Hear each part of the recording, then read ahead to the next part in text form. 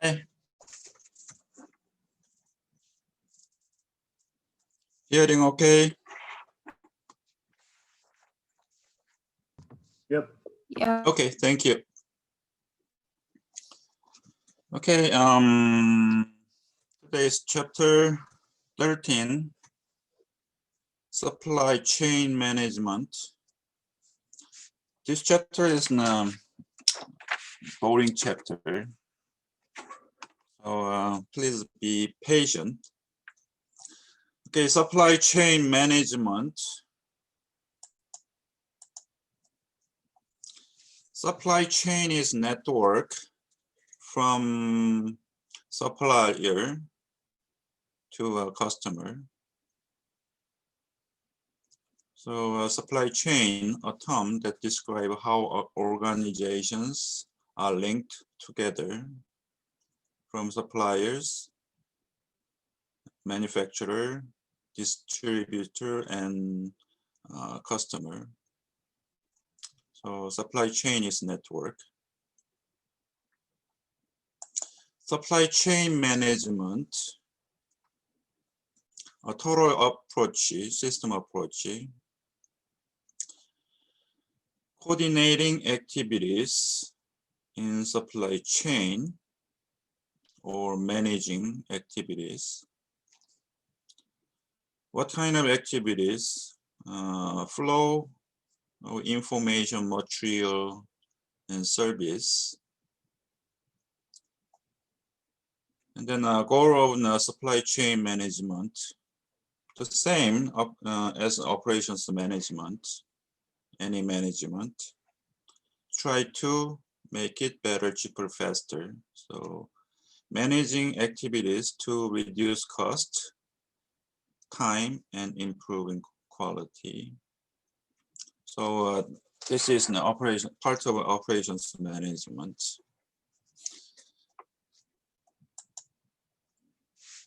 Measuring supply chain performance. Measure if supply chain work good or not good. Using inventory turnover. Inventory turnover equals cost of goods sold. That is the annual cost for a company to produce the goods and service. The kind of material cost, inventory cost, and also employee pay, and such cost to produce and sell, and divide by aggregate inventory value averaging. So total value of inventory, including raw material, work in process, and final product. And also one more, weeks of supply. Weeks of supply equals average aggregate inventory value divided by cost of goods sold. This one is like a flip over of this inventory turnover. So denominator, numerator, switch, and then times 52 because our year is 52 weeks. So example, net revenue 18,243, and then cost of revenue, that is the cost of goods sold, 14,137, and then inventory, production material on hand and work in process plus finished product, 234 and then 39. Actually, the unit is like $1 million. Then inventory turnover, cost of goods sold, 14,137 divided by average aggregate inventory level is 234 plus 39 equals 51.78 tons per year. And then weeks of supply, switch, and then times 52, 1.004. If company A's inventory turnover and weeks of supply, then company B's inventory turnover is 40 tons per year and weeks of supply is 1.3 week.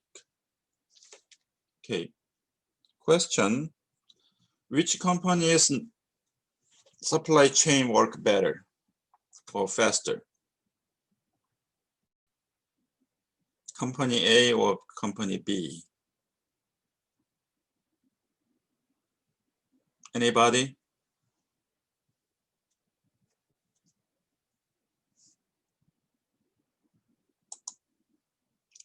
No one answered. Okay. If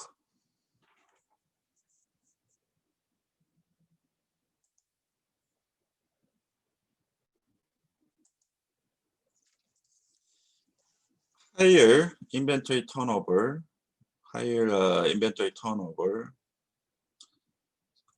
more tons, higher inventory turnover, and then lower weeks of supply. Weeks of supply means materials, inventories stay in a supply chain, the system. Shorter, better. Tons, inventory turnover, more tons means work fast. So company A's inventory turnover and then higher inventory turnover and lower weeks of supply, that means company A's supply chain work fast and better.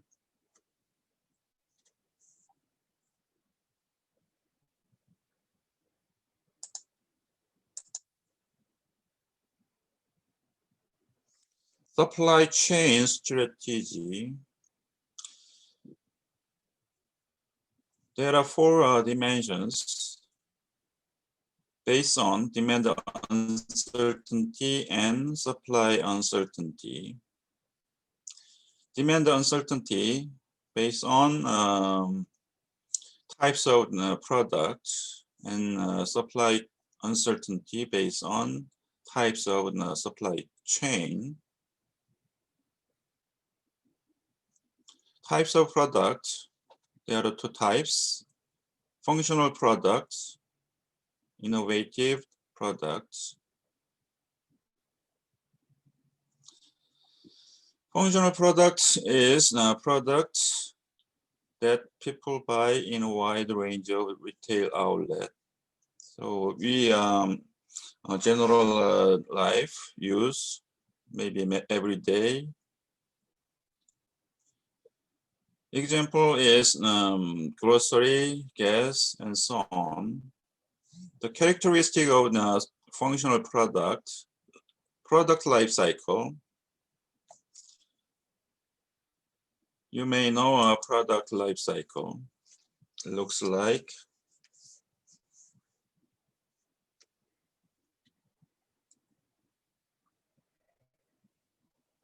there are four phases.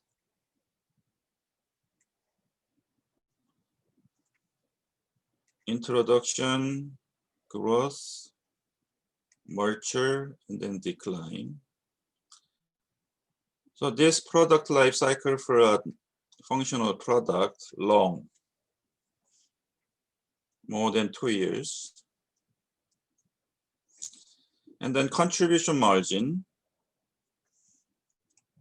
so like this. If there is fixed cost, and then variable cost, This is total cost. Then revenue. Up to this point, you may know break-even point. So up to this point, break-even point, this area, like a price minus variable cost, that is contribution margin. After this point, this area is profit. So contribution margin for this functional products, small. And lead time, because product life cycle is long, 2 years, more than 2 years. So long lead time is okay. And then small contribution margin is okay. But for innovative product, short life cycle, such as fashion apparel. This year's fashion may not be fashion next year or season. So maybe productive, innovative products life cycle is short, maybe less than a year, maybe only one season. So to offset fixed cost fast, innovative product contribution margin should be large, and then lead time should be short.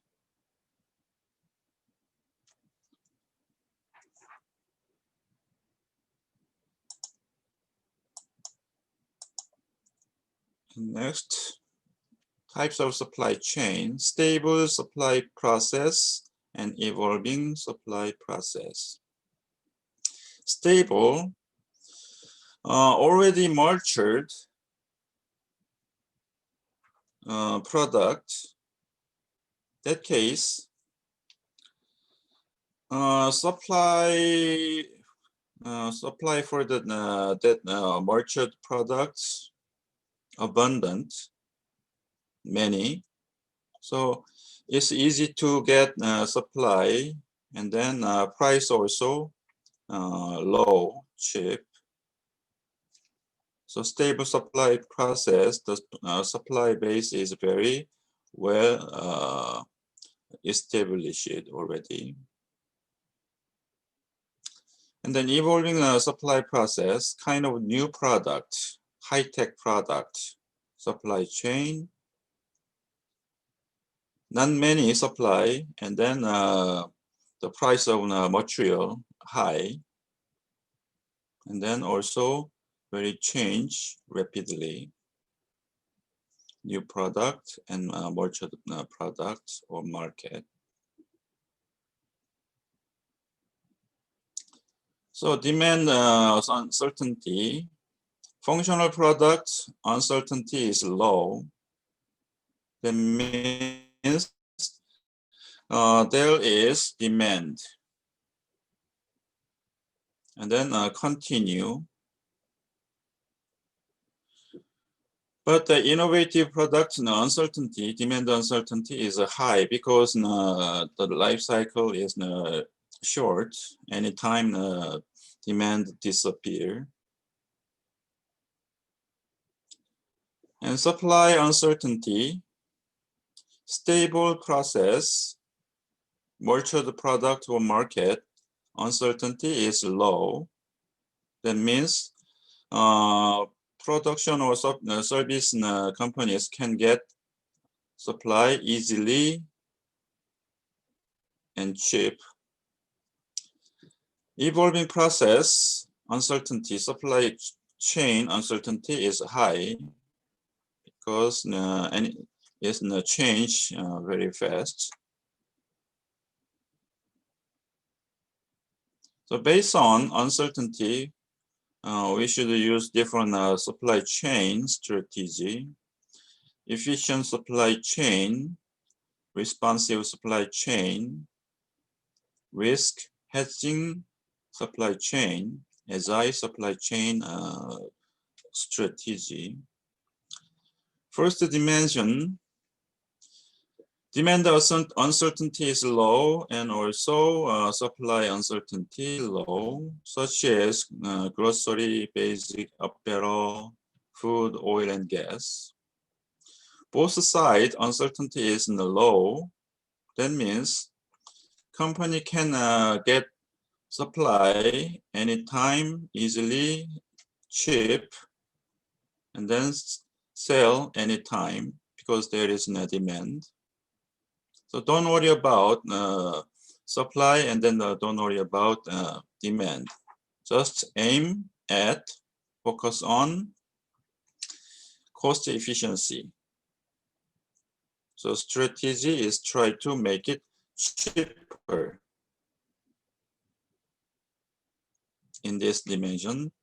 And next one, demand uncertainty is low, but supply uncertainty is high, such as hydroelectric power, some food produce.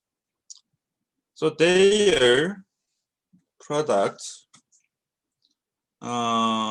based on like weather change, not much rain, then hydroelectric power supply is low, and some produce based on weather. So try to hold or share resource supply. So build a dam and then reserve the water like that. So that is risk hedging supply chain strategy. And next strategy, responsive supply chain strategy. When demand uncertainty is high and supply uncertainty is low, such as fashion apparel and computer. Supply chain is very stable because they can get material anytime. But such as fashion apparel, demand quickly and then rapidly disappear. So company should move fast. So aim at being responsive and flexible. And next one, both sides, demand uncertainty and supply uncertainty high.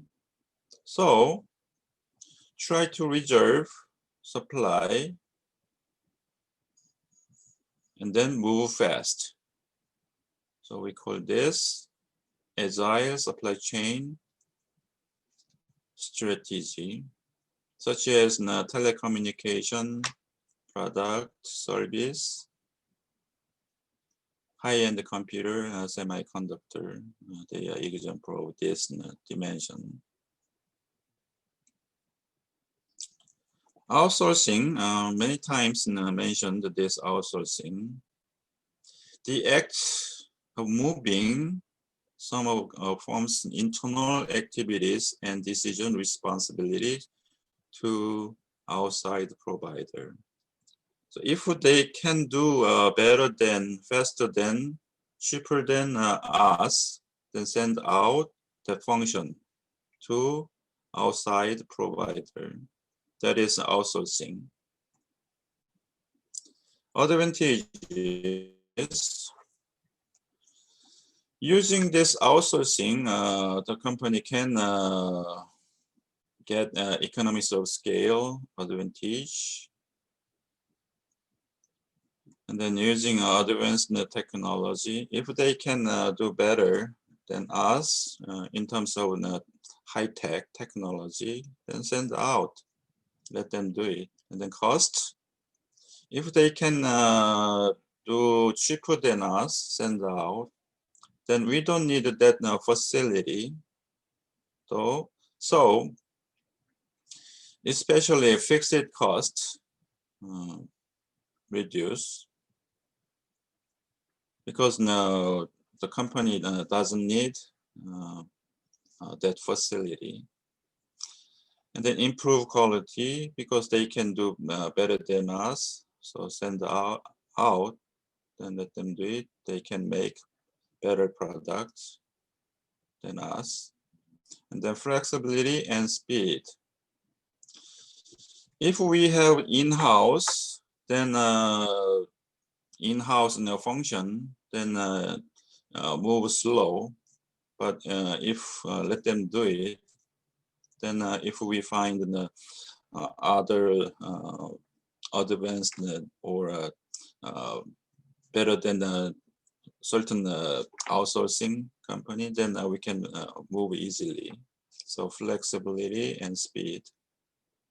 But problem is dependency. If they are on strike, then they don't work, then we cannot work, because they are kind of suppliers. Dependency is a kind of problem. And then vulnerability of information. Work together with the suppliers. So sometimes give them a kind of know-how. Then if they open to public, so that is problem. Vertical integration. Vertical integration is opposite side of outsourcing. Outsourcing, if they can do better than us, then send out our internal functions. But vertical integration means if we can do better than others, bring in those functions. So make myself. So that is now vertical integration. So sometimes the example of this vertical integration is Hyundai has one of the subsidiaries. The name of the Hyundai subsidiary is BUS. The company produces parts for Hyundai. So Hyundai some important parts produce Hyundai itself.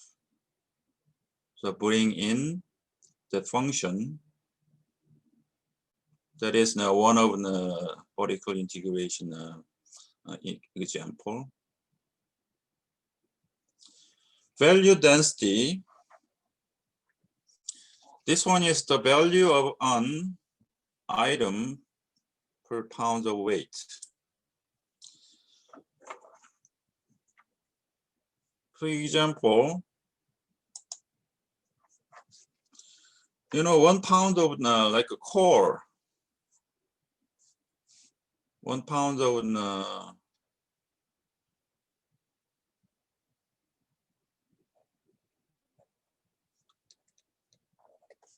I'm not sure how much is 1 pound of core, maybe 50 cents. How about 1 pound of diamond?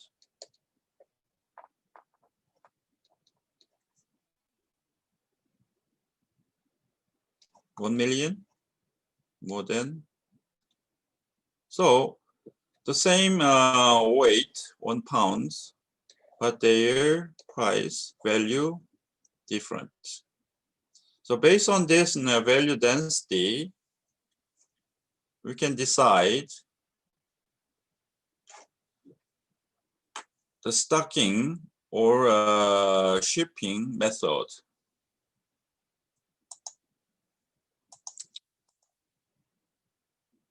Example of shipping method.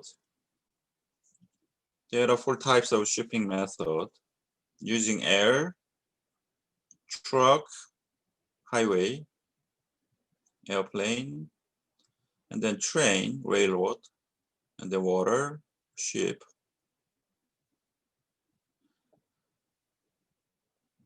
Speed. This side, air side, fast, and then water side, slow. Volume, air side, small, and then water side, big tanker, large and small.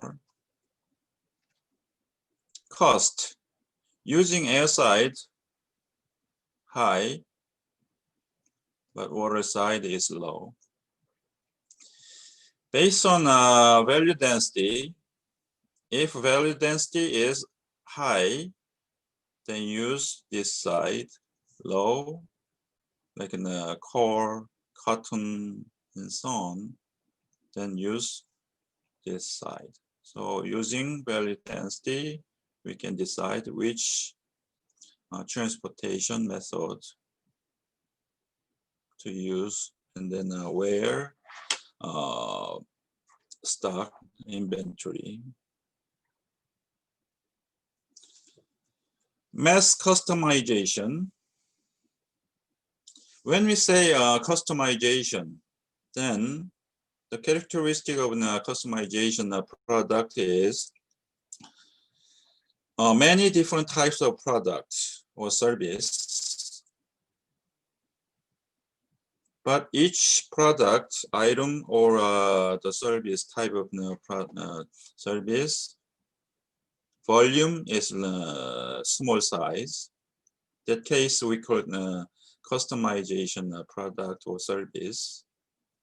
But nowadays, many different types of product, and then each types of product or service volume is large.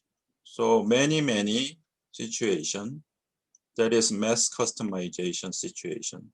How can we handle this mass customization situation or product or service? The strategy is postponing the task of differentiating. Don't make final product. Stop certain point. Don't make, just stop certain point. That is latest possible point. Stop certain latest possible point. Don't make the product, final product. Example.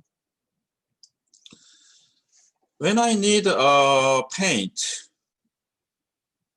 to paint the wall, so go Home Depot, Lowe's, sometimes go Walmart, then paint department.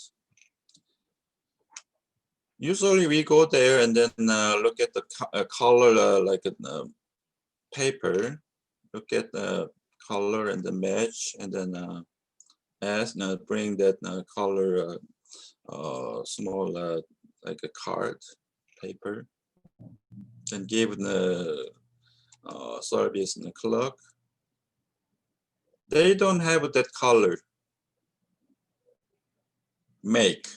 So bring they call primer, something, white paint, and then on computer give a certain the number put in, and then mix a certain color, and then shaking, and then gave the final product like that. So they don't make a final product, stop certain point, that is now we call a module or component. Maybe when we order a computer, online Dell computer, then if I choose certain product, then they make, customize whatever based on our order. So they have component and then just assemble and then send. So don't make the final product. They like prepare component for each part and then stop there. So component or module, stop there, and then the customer come and then ask like in the orange color, then mix module or component or assemble, something like this. So don't make the final product, stop certain point. That is the latest possible point. Then we call that module or component. Principles to handle this mass customization. If it is product, independent module, using independent modules, stop there, and then customer ask, then assemble or mix easily and quickly, inefficiently, inexpensively. If it is in process, using independent module, I mentioned earlier the cellular layout using group technology. So make a cell, then combine, then easily and then quickly, flexibly rearrange the process. And then if it is a supply chain network, then using outsourcing companies as module. Then combine supply chain companies, suppliers like the outsourcing companies, then make a supply chain cost-effective manner, and then flexibility and responsiveness. So using outsourcing companies as module in supply chain network. Okay, that's all for today's lecture. And then